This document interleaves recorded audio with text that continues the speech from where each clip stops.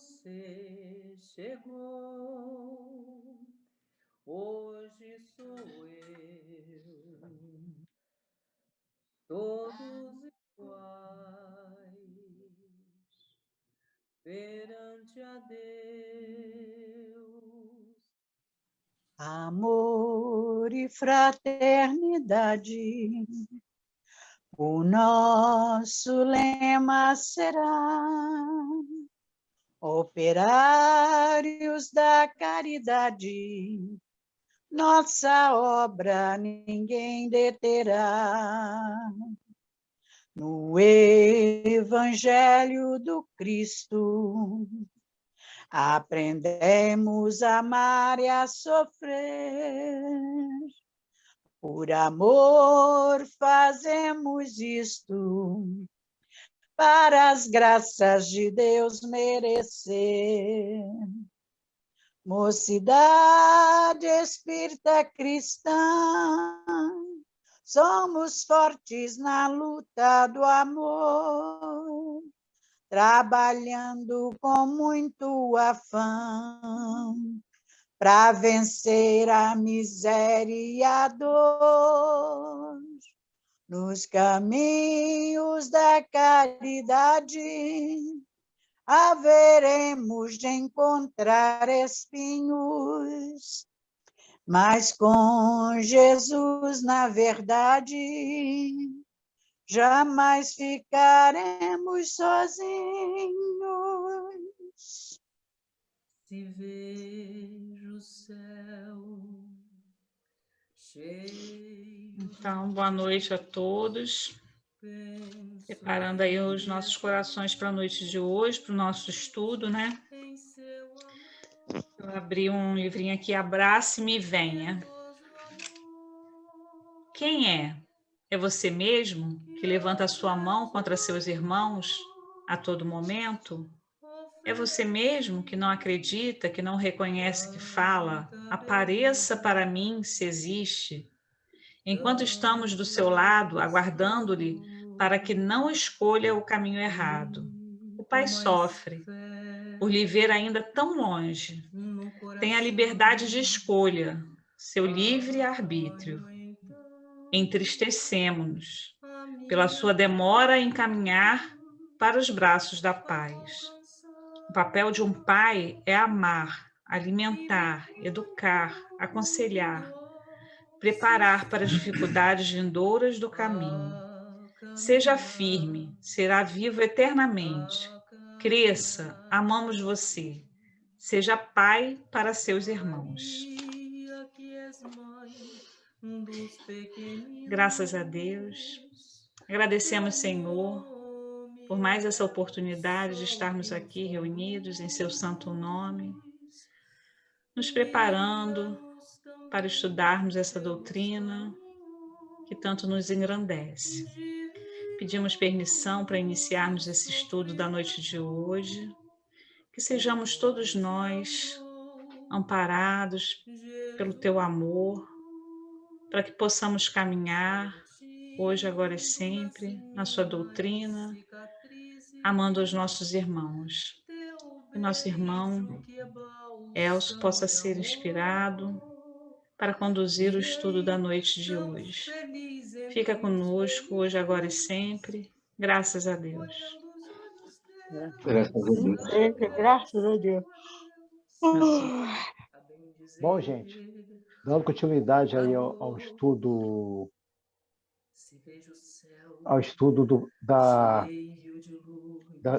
desse capítulo, né, que a intervenção é dos espíritos no mundo físico, vamos falar assim, né? A gente está lendo aqui no mundo corporal, né? Vai começar a ler aqui mais um item desse capítulo, que é bem extenso, que é os espíritos durante os combates, né? Isso é uma coisa interessante, porque nos combates acontecem muitas coisas, né? Mortes, muitas desgraças, e o combate ele tem uma coisa interessante, ele geralmente opõe duas ideias, né? ou dois objetivos, né? E aí remete àquela velha história, né? de qual partido que eu falo no bom sentido, de qual ideal, né, que os espíritos vão tomar parte nessa situação. Isso é uma coisa importante para a gente entender, né? Porque está tendo uma guerra, dos dois lados tem pessoas morrendo, e dos dois lados tem pessoas que gostam estão apoiando aquela ideia, porque acham justa aquela situação. Então, a guerra é uma coisa que ela tem esse duplo sentido, vamos falar assim, né? Que faz com que tem espíritos de um lado e espíritos do outro lado, e também tem espíritos que estão dos dois lados ali, né? Já começar a ler aqui a pergunta 541. Durante uma batalha, há espíritos assistindo e amparando cada um dos exércitos? Sim, e que lhes estimula a coragem. Os antigos figuravam os deuses tomando partido deste ou daquele povo. Esses deuses eram simplesmente espíritos representados por alegorias, né? É importante a gente lembrar aqui que espíritos, aqui que ele fala, ele não põe uma situação moralizante, né? Se é bom ou mal, ele fala espírito de uma forma geral. Porque o que acontece numa guerra? Existem pessoas que apoiam determinada posição. E existem pessoas que apoiam o outro lado também, né? E assim como tem pessoas encarnadas que apoiam cada um do seu lado, no mundo espiritual também não é muito diferente. Agora, existem espíritos que estão do mais alto, que sabem, que observam, que nada daquilo faz sentido, né? Quantas guerras que nós já assistimos de países que nós nem sabemos que existiu, né? Que nações, cidades, que simplesmente hoje a gente tem nem a lembrança de que elas existiram. Você vê, eu estava lendo uma coisa de história que falava sobre a antiga Mesopotâmia, né? Que é onde hoje é o atual Iraque, Irã e a Síria ali. Aí o que acontece? Ali tinha cidades fora de série, inclusive os códigos, aquele código de Hammurabi foi criado lá, foi na primeira leva das leis que o homem começou, né? Começou a tentar codificar e colocar no papel. E uma das leis mais famosas do Código de Hammurabi é aquele olho por olho e dente por dente, né? Que era uma espécie de um lema que tinha o código. O que a gente quer dizer com isso? Que a cidade que hoje nós chamamos de cidade de Bagdá, que fica entre os rios Tigres e Eufrates, não era nada praticamente. Era uma vila, né? O que agora, antes de Bagdá, existiram dezenas de megas cidades, inclusive os famosos jardins suspensos da Babilônia, cidades que simplesmente desapareceram. Então, os espíritos superiores, eles olham as nossas guerras de uma forma mais com outro olhar, né? Eles sabem que tudo aquilo que está acontecendo, todos aqueles motivos vão desaparecer, às vezes, em questão de pouco tempo. Pouquíssimos anos aquilo desaparece. E quem analisa a história sabe que não tem motivo para a gente fazer esse tipo de coisa, porque tudo isso muda e desaparece e troca de mão. Agora, os espíritos, realmente, eles acompanham. E muitos deles amparam os seus exércitos por motivos diversos, né? Um pai de família, um pai vai amparar o seu filho que está indo para a guerra, uma mãe também, né? Não significa que ela vai incentivá-lo a pegar numa espada e matar o outro, mas que ela vai ampará-lo, de dar uma certa tranquilidade, uma paz naquele momento difícil, né? Que todo mundo está enfrentando, realmente isso é uma verdade. E a questão dos deuses, que figuravam, tomando partido daquele povo, uma questão antiga, né? A antiga Grécia já tinha isso. Ares é o deus da guerra. Quando Roma invadiu a Grécia, ele mudou de nome para se chamar Marte, né? Naturalmente que poucas das pessoas que adoravam esses deuses, esse deus da guerra, né? Os deuses mais adorados eram Apolo, Afrodite e outros aí, mas existiam cidades que tinham como seu santo padroeiro, né? O deus da guerra. E uma dessas cidades que tinham como santo padroeiro, que a gente pode falar falar assim, para poder entender melhor, não era bem Santo Padroeiro, né? Era Esparta, né? Esparta era uma cidade cujo o seu padroeiro era Ares, que era o deus da guerra, né? Que protegia a cidade. Então a gente observa que tem isso sim, que tem essa percepção dos antigos, que não era uma percepção baseada simplesmente numa coisa mística, mas numa coisa mais palpável, né? De que os espíritos amparavam eles naqueles momentos mais complicados, né? Então, isso acontece. Naturalmente que lembrando que os espíritos mais evoluídos, eles não tomam partido para determinadas situações. Agora, eles também compreendem que o ser humano tem o seu livre-arbítrio. E aí eles entendem que pelo esse livre-arbítrio, né, o ser humano muitas vezes é permitido a ele tomar deixar que tomar certas atitudes, ou seja, partir para a guerra, combater contra uma outra nação, né? Mas lembrando sempre que aquela frase de Emmanuel, né, que a semeadura é livre, mas a colheita é obrigatória, ou seja, nós somos livres para decidir partir para uma guerra, mas também somos obrigados a aceitar as consequências daquela nossa atitude. Basta ver, por exemplo, um exemplo bem clássico, para a gente passar para outra pergunta. Os Estados Unidos entraram na guerra do Vietnã, com objetivos lá, que a gente não vem agora para a gente discutir, mas teve uma consequência trágica para a nação americana, que foi o quê? A entrada massiva de drogas, principalmente o ópio, né? Através da guerra, dos próprios soldados que voltaram para a nação americana, viciados em drogas e outras coisas mais pesadas, e eles até hoje passam por uma epidemia de drogas lá, né? Coisa que a gente, aqui no Brasil, também tem problema de drogas, mas não tanto quanto lá. Então, a semeadura é livre. A gente pode partir e fazer o que bem entender. Agora, nós vamos escolher consequências materiais mais imediatas e outras que ainda vão acontecer no decorrer dos séculos, né? Pergunta 542. Estando numa guerra, a justiça sempre de um dos lados, como pode haver espíritos que tomem o partido dos que se batem por uma causa injusta? Bem sabeis haver espíritos que só se comprazem na discórdia e na destruição. Para esses, a guerra é a guerra. A justiça da causa pouco se preocupa. A gente pode até passar por essa palavra guerra para situações do dia a dia, né? Do dia a dia.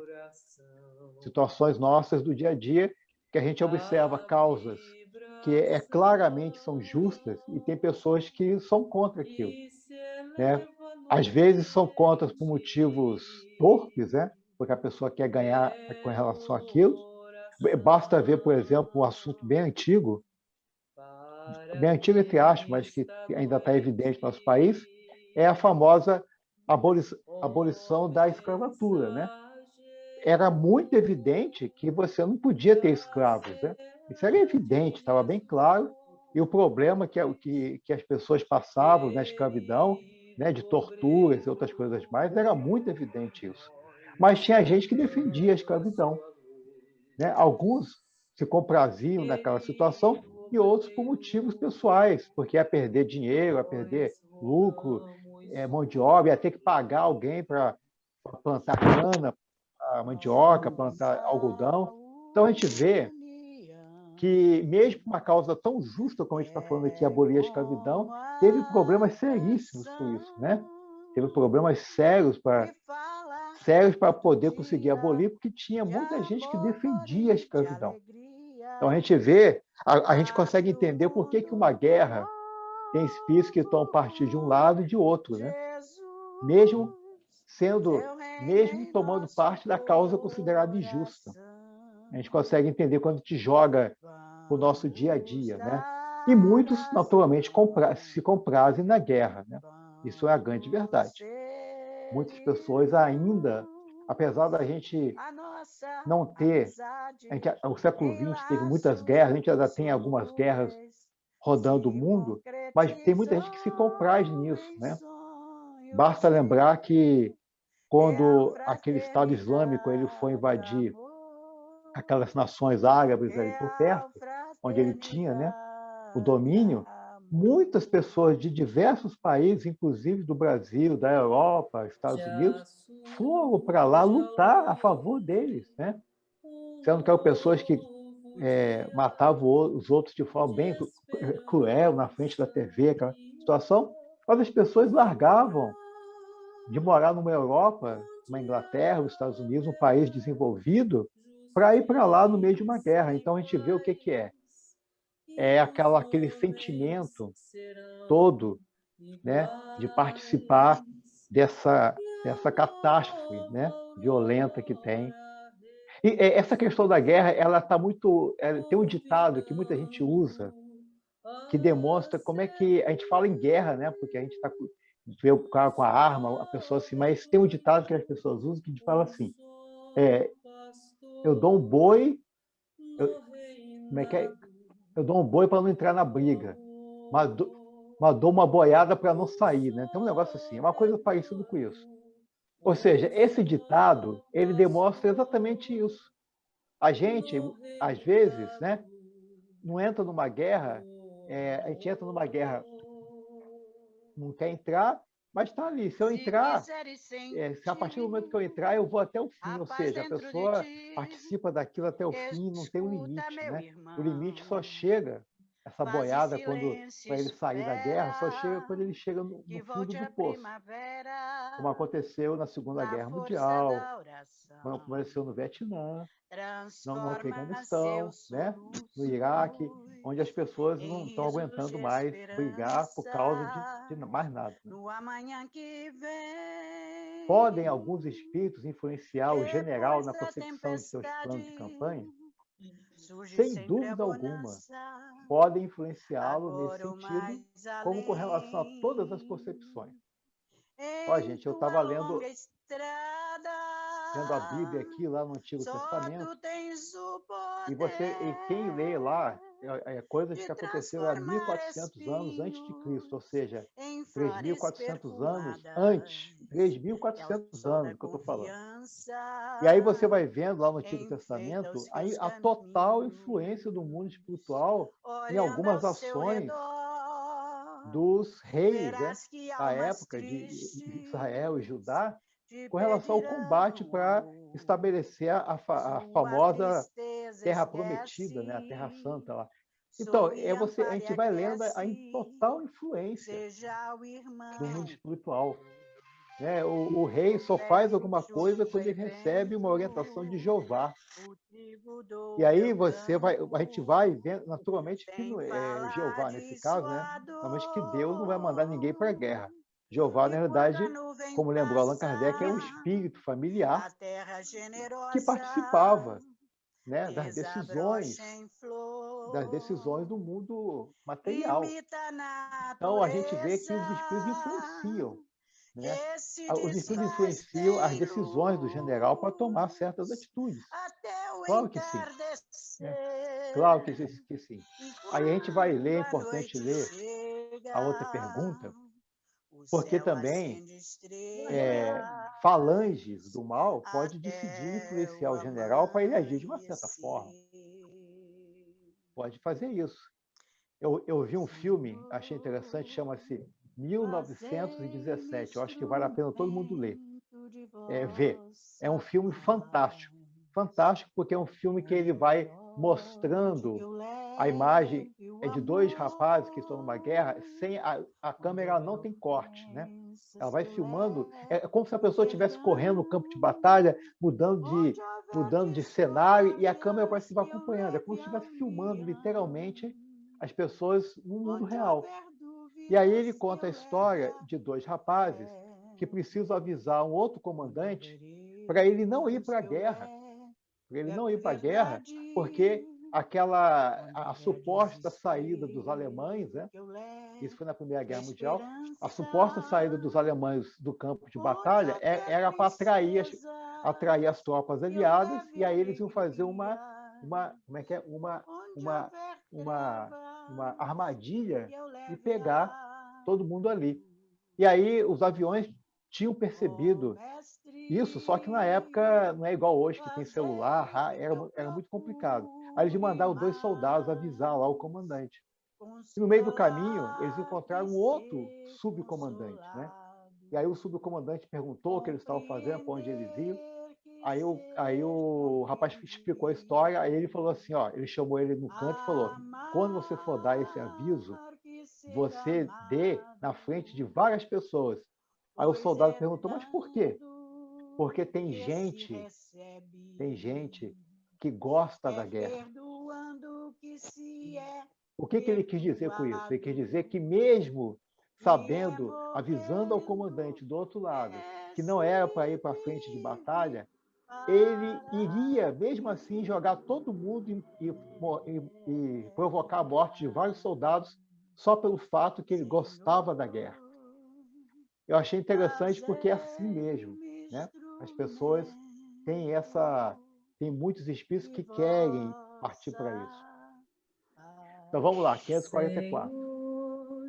Poderiam maus espíritos suscitar-lhes planos errôneos com o fim de levá-la à derrota?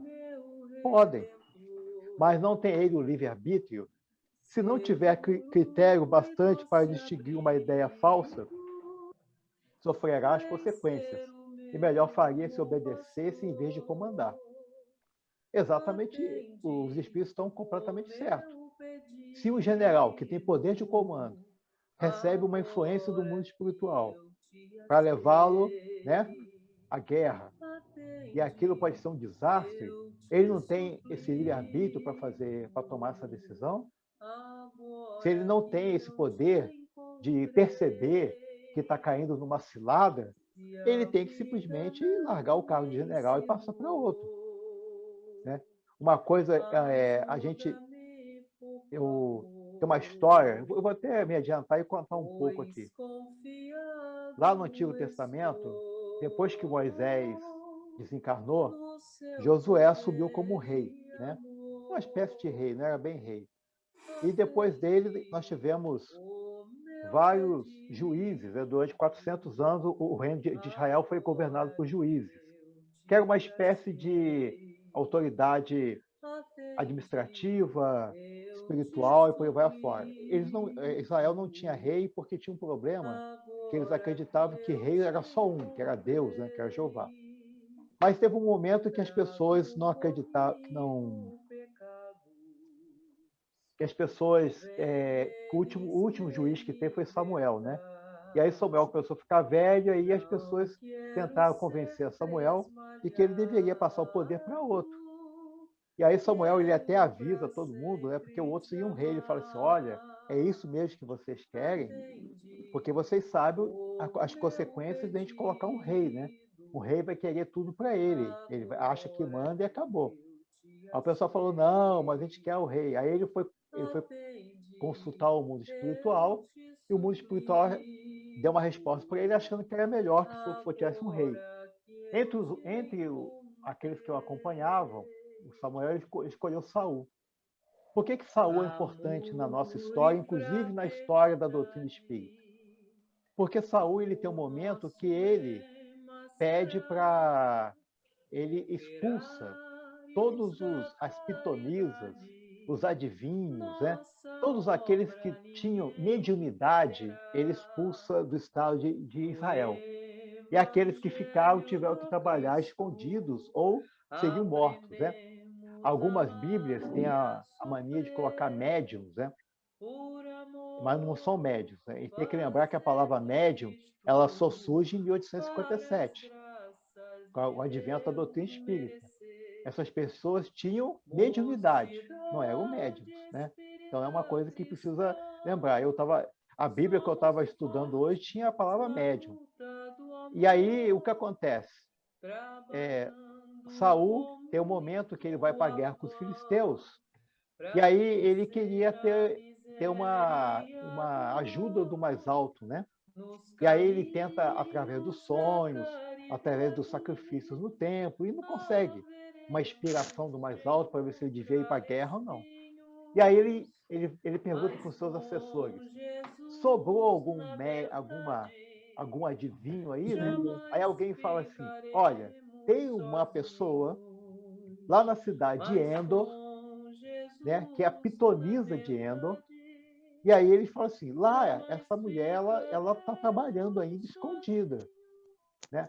Aí sabe como é que é a vida, né? Quando você proíbe uma coisa, tem sempre um que trabalha escondido, né? Todo mundo sabe. Imagine só, se o soldado sabia, imagina, né? Naquela época não tinha internet, hoje todo mundo sabe. E aí ele foi conversar com a pitonisa, disfarçou, foi lá conversar, e aí ela perguntou quem era, ela falou assim, não, eu queria conversar com Samuel, o profeta Samuel, o último dos juízes. Aí ela fica bem preocupada, ela diz que não pode fazer isso, que é proibida. Aí eles falam assim, não se preocupe que a gente sabe disso, a gente não vai fazer nada. Aí, quando ela começa a se concentrar, aí ela tem uma visão e ela grita assim, você é o rei Saul. E aí, o Saul percebe que foi desmascarado. A gente tem que lembrar que naquela época não é igual hoje, né? Hoje você tem a foto do presidente, da rainha, na sua casa, na internet. Naquela época ninguém sabia quem era. Ela provou ali que ela era realmente uma médium com uma capacidade fora de série. A pessoa que tinha uma mediunidade fora de série. E aí ele diz que, para não se preocupar, ele se apresenta de vez e quer falar com Samuel. Aí, daqui a pouco, o espírito de Samuel aparece e começa a conversar com Saul.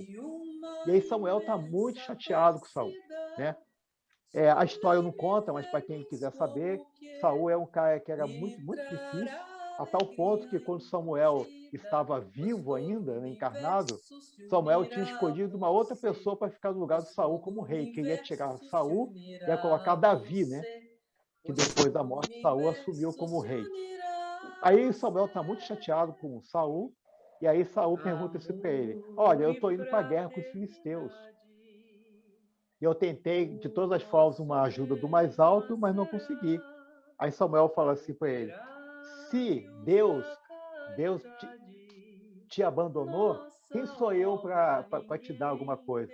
Aí Saul insiste, e nessa que ele insiste, o que acontece? Quando ele insiste, Samuel fala assim para ele, olha, você, se for para a guerra com os filisteus amanhã, você e os seus estarão aqui comigo. Ou seja, né, todos eles iriam desencarnar. E é isso, né? E o rei Saul, que é um general, né? Ele antes de ser rei já era um general, e ele, mesmo ouvindo os planos de Samuel, decide ir para a guerra com os filisteus, e os filisteus simplesmente derrotam toda a tropa, e aí morre o rei Saul e todos os seus soldados, né? Então a gente vê por essa pequena história real, né, que está lá na Bíblia, que o general tem um poder de escolha, né? A gente está falando de um aviso que foi dado para não fazer, não faça isso. Ele foi e fez, mas cada um arruma essas consequências, né? Ô Elcio, Oi. Posso fazer um comentário? É o seguinte, né? A gente está falando sobre generais, sobre guerras, né? E às vezes esse assunto parece muito distante, né, da gente, no sentido que a gente vive, né, em um país que é um país de paz, né? Que o Brasil não se envolve em guerras. Já teve guerra, já se envolveu, né? A última guerra foi envolvido na Segunda Guerra Mundial, naquela questão toda, né, os pracinhas que foram para Monte Castelo e tal, a gente conhece a história. Mas, assim, eu quero chamar a atenção para a gente fazer uma analogia dessa guerra, que está falando, com a guerra nossa, do dia a dia. Né? A guerra que a gente, às vezes, trava dentro da família, a guerra que a gente trava no ambiente de trabalho, e, às vezes, até na casa espírita. Né? Tem pessoas que, né, vivem, né, em conflito com outras, né? Então, para a gente fazer essa analogia, né? Chamar isso para a nossa realidade, para saber se também a gente não está sendo inspirado, né? Como generais. Foi muito importante você falar isso, Alexandre, porque naquele livro, Aconteceu na Casa Espírita, né, a gente precisa lembrar que esses espíritos que a gente está falando, antigos guerreiros lá atrás, continuam ainda no mundo espiritual, não foi embora do planeta, né? Não foram expulsos, estão aí. Então, no livro Aconteceu na Casa Espírita, é bem claro, algumas invasões ao centro espírita, elas são feitas como se fosse um movimento de guerra, né? Inclusive, a gente observa que as defesas encontradas em muitos centros espíritas, no mundo espiritual, inclusive o nosso lar, elas parecem até de uma época meio medieval, né? André Luiz fala daquelas muralhas do nosso lar. Nesse livro, Aconteceu na Casa Espírita, tinha o centro, além de ser cercado por uma espécie de uma parede espiritual, ela tinha ainda guardiões que andavam com uma espécie de uma lança na mão, né? Por que isso? Porque aqueles que estavam ali querendo destruir a casa espírita, eles ainda viviam numa época em que eles andavam de lança, de escudos, né? Eles não evoluíram. Muitos desencarnaram, muitos ainda nem reencarnaram depois daquilo lá ainda, né? Então esse movimento ele continua ainda, apesar de a gente parecer que não existe, né? O Alexandre falou, no mundo físico não tem isso, mas no mundo espiritual é uma outra realidade. É uma realidade estranha, porque lá você vai ver pessoas que há 2000 anos que não reencarnam, ainda continua agindo da mesma forma, pessoas que acabaram de desencarnar, que começam a perguntar do celular, o outro nem sabe o que é isso, porque ele ainda vive no mundo da capa e espada, né? E tem também a situação o Alexandre lembra muito bem, que essa guerra, né? Essa guerra é invisível, né? Que a gente vive, né? A gente vive uma espécie de uma guerra invisível de todas as formas, né? Uma guerra que pode ser de opiniões, uma guerra que pode ser de concepções, de entendimentos, né? Entendimentos. Graças a Deus, a doutrina espírita ela é uma doutrina bem racional, feita de perguntas e respostas, que não dá muita margem a ter dúvida com relação ao que está ali. A margem que você tem de dúvida não, de você poder ter uma dupla interpretação, uma interpretação mais além ou mais para cá, é muito pequena. Então, ela direciona bem isso, né? Ao contrário de outras religiões, que você tem várias interpretações, né? Não é à toa que você vê aí a quantidade de igrejas evangélicas que existem, é porque cada uma delas interpreta os escritos da Bíblia conforme o entendimento da pessoa que está lendo ali. Então, você vê que existe uma guerra velada, né? Uma guerra pelo poder, uma guerra escondida, né? Que a gente não consegue ver, que não é mais pelas armas, né? Hoje não é mais pelas armas de fogo. Ainda existe a da arma de fogo, mas hoje talvez a guerra hoje seja mais complicada, porque lá atrás, no passado, era muito fácil você identificar o seu inimigo, né? Seu inimigo é aquele que tinha uma espada na mão e um escudo. Esse era seu inimigo. Hoje, o inimigo não se veste disso, né? Hoje, o inimigo, às vezes, se veste com um terno importado, né? Um carrão de luxo, falando muito bem, um cabelo bem arrumado. Esse é o seu inimigo. Mas que nada se parece com um guerreiro bruto, né? Um bárbaro da época da Roma Antiga. Então, a gente vê isso. E hoje a guerra ela é mais perigosa. E no passado já tinha isso também, né? Mas hoje ela é mais perigosa. Em compensação também, hoje o homem também evoluiu mais intelectualmente, né? Então hoje nós somos mais bem preparados para identificar também esse tipo de situação. Agora, alguns ainda são ingênuos demais e caem nisso. Muitas pessoas são muito ingênuas ainda. E a gente observa que cai muito fácil em algumas armadilhas levadas, né?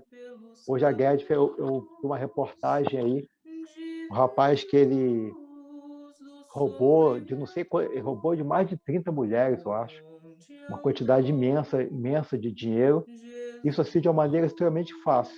Então hoje a guerra que existe é uma outra tipo de guerra, que ela exige uma capacidade e um treinamento maior. Não é à toa que nós espíritas estudamos, porque nós espíritas nós vivemos dentro dessa nova concepção de guerra, que é a concepção da guerra, da guerra das ideias, né? No mundo das ideias. É isso que a gente vive. Então, a gente hoje, espírita, tem que ser muito bem preparado.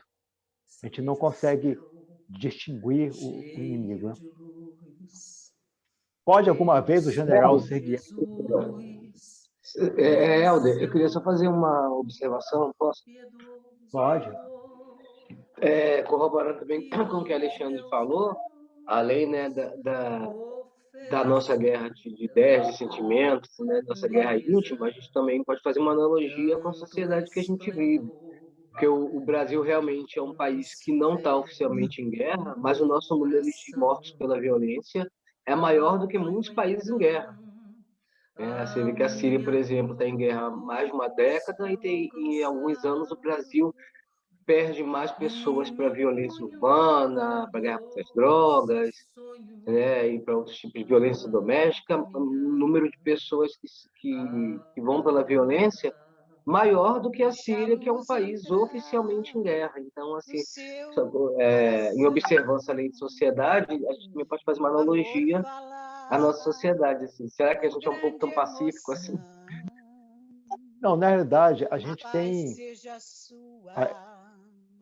O Brasil é um país que a gente precisa entender o Brasil com uma outra visão, né?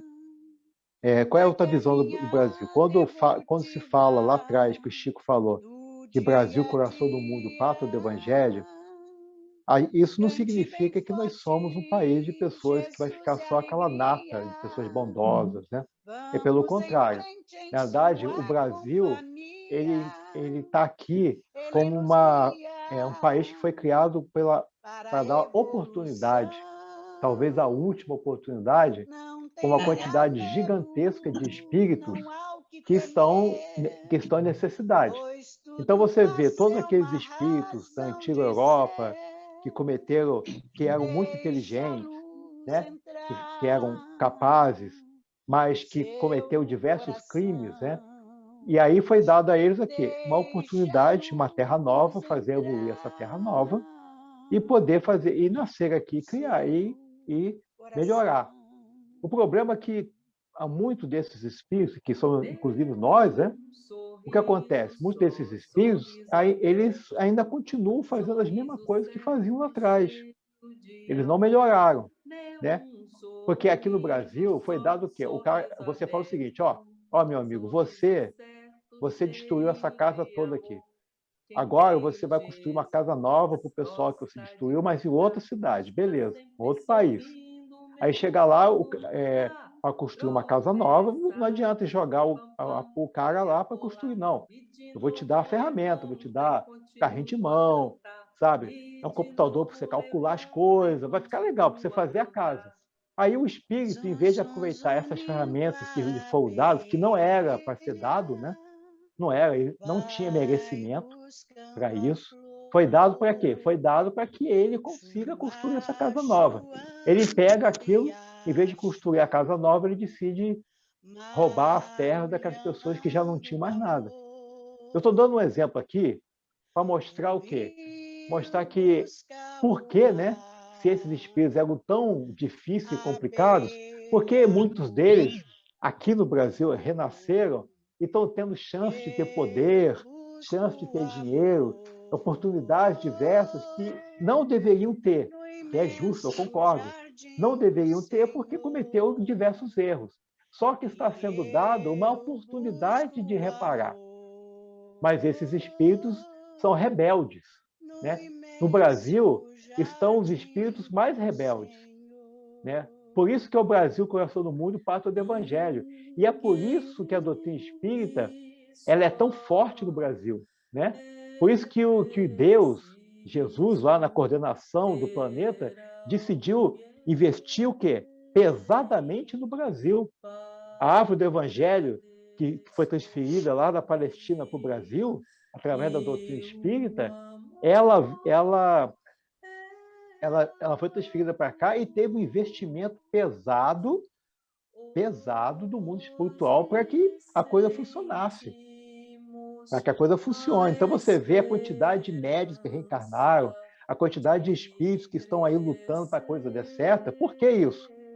Porque é aquilo que Chico falou, Brasil, coração do mundo, passa do Evangelho, para ver se esses espíritos que não mereciam ter o carrinho de mão para fazer a nova casa daqueles que eles derrubaram, para ver se eles façam e cumpram a promessa.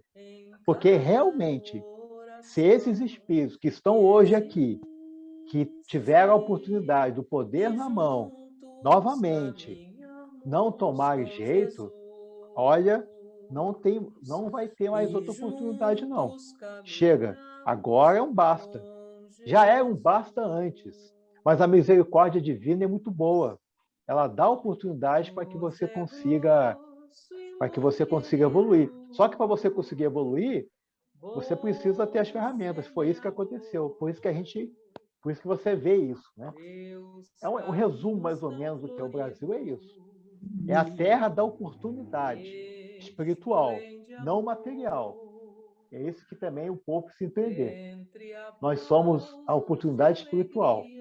A oportunidade material é outro país, não é a gente, né? Pode alguma vez o general ser guiado por uma espécie de dupla vista, com a visão intuitiva, que lhe mostre antemão o resultado de seus planos? Isso se dá a miúde o homem de gênio. É o que ele chama inspiração, e o que faz que obre com uma espécie de certeza. Essa inspiração lhe vem dos espíritos que o dirigem, os quais se aproveitam das faculdades de que o vem dotado, né? Então, isso é uma coisa normal em todos os campos da vida, né? Em todos os campos da vida, a gente vai ver espíritos que vão, pessoas que têm a capacidade de ter uma visão intuitiva muito forte, a gente vai ver isso, de poder até observar o campo de batalha do outro lado e lá, né? Inclusive, tinha um experimento da antiga Rússia, não sei se vocês sabem, né? De pessoas ditas paranormais, que eles falavam, em que eles treinavam essas pessoas para quê? Para que elas pudessem, de forma, tipo uma espécie de um desdobramento espiritual, a pessoa fosse até lá nos Estados Unidos e observasse as instalações americanas, né? Tinha um treinamento para isso. Então, a gente vê que até nisso, né, essas capacidades que são normais aos espíritos, elas são usadas, né? Se você pode fazer isso, o general, com certeza, tem a sua intuição. Como não só o general tem intuição, a mãe tem intuição, né? O chefe de uma seção tem uma intuição, né? Teve uma pessoa que estava relatando uma história, eu não sei onde que eu vi isso, acho que eu vi até, foi numa dessa entrevista, que ele relatava que o irmão trabalhava numa mineradora, e aí o que aconteceu? O irmão teve um pressentimento de que ia cair parte do túnel da mineração, né? Que eles estavam cavando debaixo da terra. E aí o que aconteceu? Ele, como era o chefe da sessão, ele mandou todo mundo sair. Não, sai porque não tem algo esquisito. Alguém perguntou, mas tem algum sensor que está alarmando? Não, não tem nada alarmando. Tem algum cheiro de gás vazando? Não, não tinha nada. Ele mandou sair porque tem uma intuição muito forte, né? Aquela intuição que você não tem certeza. E aí ele saiu, as pessoas saíram, no dia seguinte o túnel desabou. Então, a gente vê que a gente tem essa intuição. Né? Nós temos isso, né?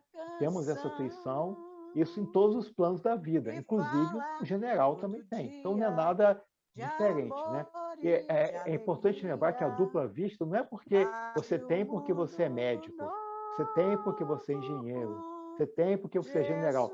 Na realidade, a dupla vista, a pessoa tem porque ela é um ser humano, né?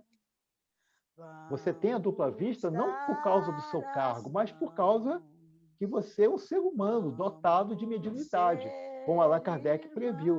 Todos nós temos mediunidade em graus variados, mas temos. Então, independente do que a profissão que a gente tenha, nós temos a dupla vista porque nós somos humanos. Pergunta 546. No tumulto dos combates que se passa com os espíritos dos que sucumbem, no tumulto dos combates, que se passa com os espíritos dos que sucumbem. Continua após a morte a interessar-se pela batalha? Alguns continuam a interessar-se, outros se afastam. Dá-se nos combates o que ocorre em todos os casos de morte violenta.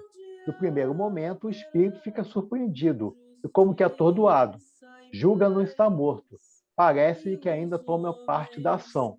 Só pouco a pouco a realidade ressurge. Aí, varia, né? Varia conforme o grau de entendimento do espírito. Alguns espíritos que sabem exatamente que estão mortos, né? Porque não é possível. Você acabou de tomar uma rajada de metralhadora, caiu no chão e está andando. Então, o espírito já sabe. Ele automaticamente sabe que morreu. Não precisa, né?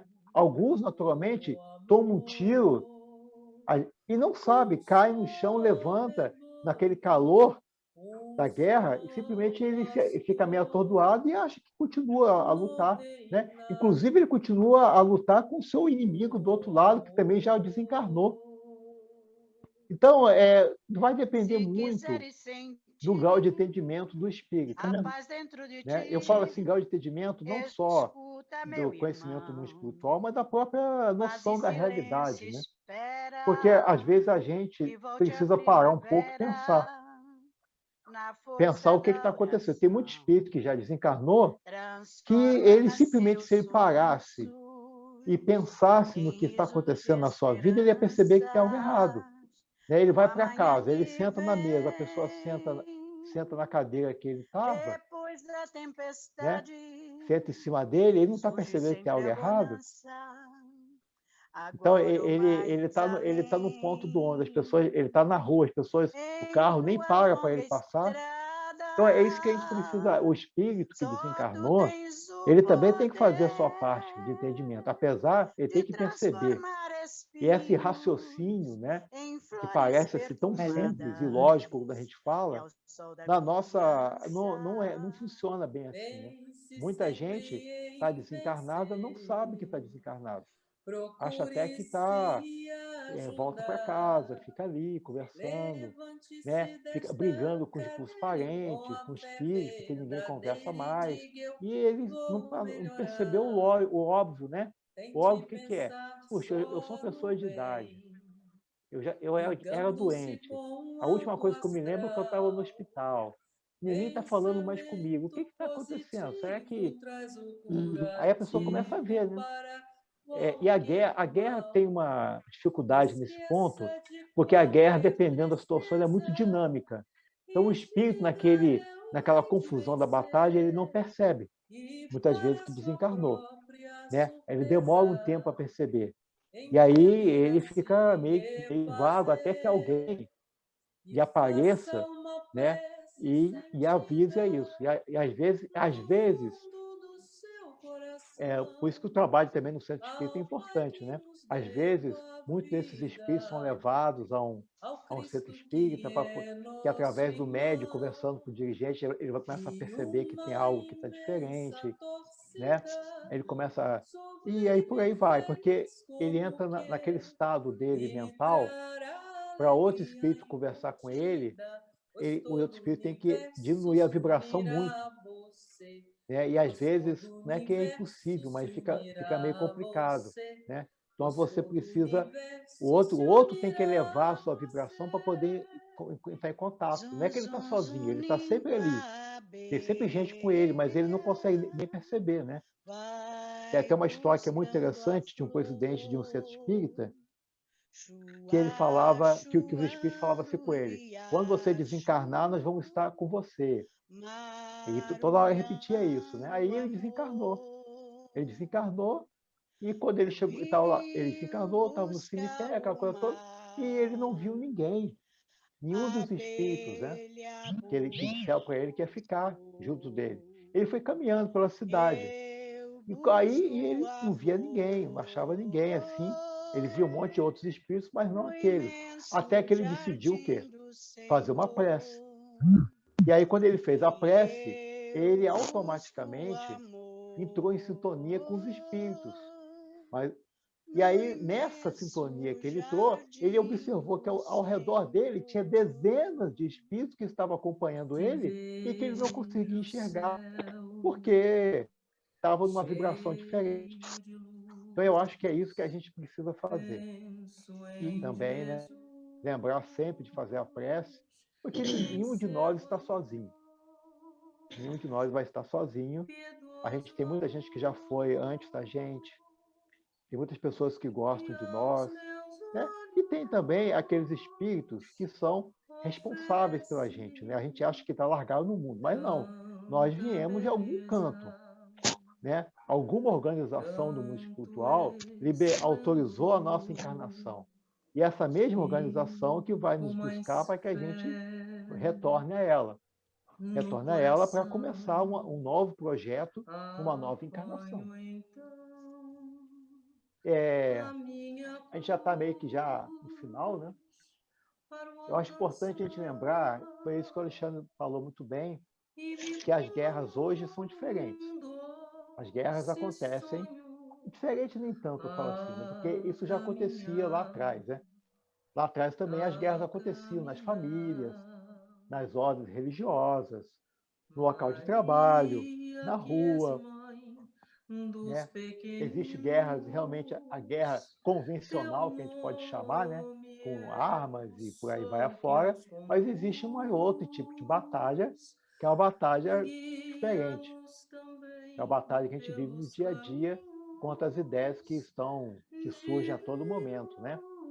A gente vai, esse período da pandemia, a gente vai ter um problema, quando voltar, né? A gente vai ter muita confusão ainda. A pandemia, eu acho que ela é só a ponta do iceberg, né? A gente vai ver as consequências de tudo isso que está acontecendo durante décadas ainda, em todos os setores da vida, inclusive no setor religioso também. Então, a gente vai ter que ter muito preparo, né? Porque o espírita, a guerra do espírita não é uma guerra de faca, né, e revólver, é uma guerra de ideias, né? O mundo espiritual que está aí, ele é um mundo que ele não se convence apenas pelo fato da gente dizer que tem que se fazer o bem, né? Ele tem que ser convencido por argumentos fortes, exemplos fortes, né? Só assim que a gente vai conseguir mudar. Então, a quem muito foi dado, muito será pedido, né? A quem muito foi dada essa doutrina tão coerente, tão racional, será exigido também daqueles que a seguem uma racionalidade uma racionalidade, uma coerência na sua maneira de agir e também de falar com as outras pessoas, né? É mais ou menos por aí. É verdade.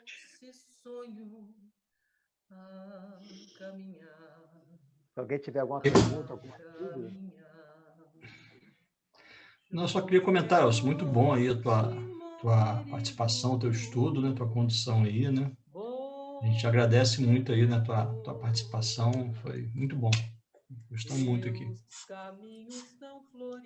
Então, Elcio, excelente, como sempre. Gostei muito pelo passeio histórico, coisas que eu estou precisando aprender. Muito bom. Obrigado, Elcio. Obrigado, gente. Bom, pessoal, se não tiver mais ninguém para comentar nada, né? Vou pedir ao nosso irmão Luiz aí para fazer a prece de encerramento. Ivone, quer comentar alguma coisa? Abriu o vídeo. Não, eu estava pensando, nem sei se vai dar tempo, é que eu fiquei aqui pensando, você está ligado aí? Tá. Quando o Elcio fala desses espíritos, né, a quem foi dado, né, quase que a última oportunidade, né, deu poder, deu todas as ferramentas, né, o carrinho de mão, justo para que foi dada essa oportunidade para que se recuperassem, né, para que entendessem, né, para fazer diferente, né? Mas, como você mesmo falou, são espíritos rebeldes que não fizeram nada diferente, muito pelo contrário, né? Creio, continuaram fazendo. E tem muitos, e vão arrastando também, né? Outras pessoas nessa rebeldia de não fazer nada, vai arrastando muita gente. Então, esse entrelaçamento dessas pessoas com esses espíritos rebeldes também acaba criando um atraso com eles, acaba criando mais complicação para esses espíritos. Ivone, uma coisa interessante que você falou é o seguinte: é por isso que o Brasil é o coração do mundo, pátria do Evangelho, porque essa confusão que esses espíritos fazem, para aqueles que só sabem aproveitar-se disso, né, aproveitar no bom sentido, é o momento certo de você evoluir, né? Porque em nenhum outro lugar você vai ter um cenário tão perturbador quanto você tem no Brasil. O Brasil, você vê que o Brasil é uma nação que tem tudo para dar certo e não dá, por quê? Porque só nascem espíritos rebeldes, que cria uma confusão de todos os lados, né? De ambas as partes. As pessoas elas não se unem com uma coisa melhor, né? Você vê que outros países, a gente fica impressionado como outros países conseguem avançar e a gente não. Agora, nós que estamos envolvidos nisso, né? Que a gente também é rebelde, cabe a gente o quê? A gente tem que fazer a nossa parte, naturalmente, e a gente aproveita dessa confusão para evoluir. O que eu falo aproveitar, o que é?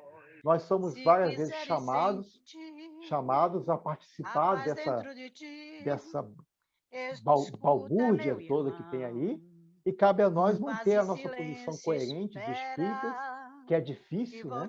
Você manter uma posição coerente, porque a gente, nessa balbúrdia, nós somos acusados de tudo. Né? Não, você só quer fazer o bem, está na hora de partir para a guerra, está na hora disso aqui. As ideias são as mais variadas. Eu acho que é nisso que é o Brasil, coração do mundo, pátria do Evangelho. Que quem souber aproveitar vai ser um momento único na história da humanidade, aproveitar esses momentos que a gente está tendo agora. Agora, aqueles que são os causadores, é que assim, o escândalo tem que vir. Uma coisa que a gente tem que lembrar, né? Nós sofremos a situação do escândalo. Estou falando não só de agora, mas de tudo que aconteceu na história do Brasil, né? As pessoas causaram o escândalo. O escândalo tem que vir para que a gente também pague pelos nossos erros do passado. Agora, ai daquele pelo qual o escândalo vem. Mas vai chegar um momento que isso vai acabar. Isso vai acabar, né? Vai acabar por quê? Porque tudo tem um fim na vida, né? Tudo tem um limite. E a própria doutrina espírita já tá cantando a pedra já, né? O planeta está mudando de prova e expiação para regeneração. Os espíritos já estão cantando essa história há muito tempo. Já estão falando isso. Toda hora você vê mensagem. Divaldo já lançou 3 livros sobre isso. Ou seja, eles estão avisando, olha, está acabando. Daqui a pouco acaba. Só que o tempo dos espíritos é diferente do nosso, né? Nosso, a gente quer que acabe amanhã. Não pode acabar amanhã, não tem condição. A gente mesmo não evoluiu o suficiente para acabar amanhã. Essa que é a grande verdade. Nós ainda temos muito ainda para lutar e para manter e para preservar. A gente ainda vai precisar muito ainda. É verdade. Interessante que quando a gente entende essa expressão, que o escândalo tem que vir, mas ai de quem o provocar, a gente começa a entender quase tudo. A gente se coloca assim na atualidade disso,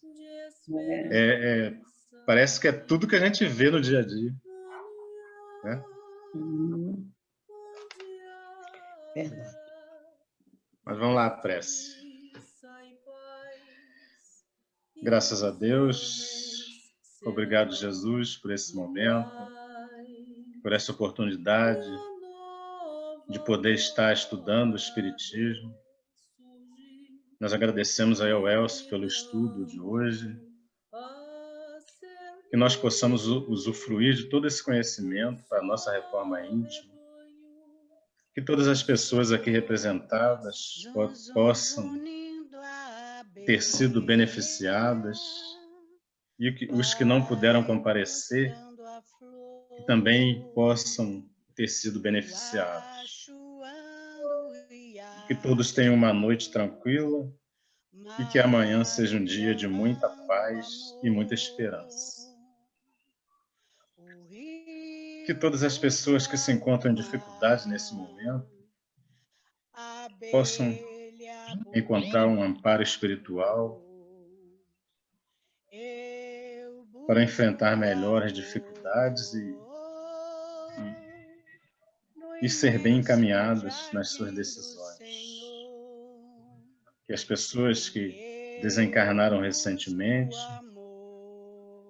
possam estar bem amparadas pela espiritualidade maior e que possam ter um despertar consciente. Nesse momento, pedimos muita luz, muita paz e pedimos a permissão para o encerramento. Que assim seja, graças a Deus. Assim seja, graças a Deus. Graças a Deus.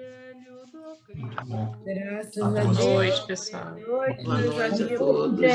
Boa noite. Até sexta-feira. Obrigada, Até Elza. sexta. Boa noite. Obrigado. Obrigada, gente. Muito bom. Boa noite. Elza, Boa obrigada mais uma noite. Boa noite. Boa noite. Boa noite. Boa noite. Vamos que vamos, hein, gente. Boa noite, minha sogrinha, né? Sandra Regina, que participou também, né? Convidada, né? Hoje é dia da sogra, eu também tenho que fazer a minha parte aqui, né? É bobo, não, é? Não, ele vai só ajeitando assim, ó, ao lado dele, que ele é bobo. Boa noite, pessoal. Boa noite. Boa noite, filha. Boa noite, a Maria. Boa Boa noite. Boa noite, Luiz. Todos com Deus. A menina da janta, boa Ai, noite. Milha. Ai, Milha, agora eu Ela vi ela. Boa noite, Milha. Boa noite. Boa noite, Emília. Gente, beijão pra vocês. Boa Até noite, sexta. Boa noite, Alô, Emília. Santinha. Boa noite. Boa noite. Beijo pra todos. Ok, meninas, saindo. Grande beijo. Tchau. Tchau. Tchau.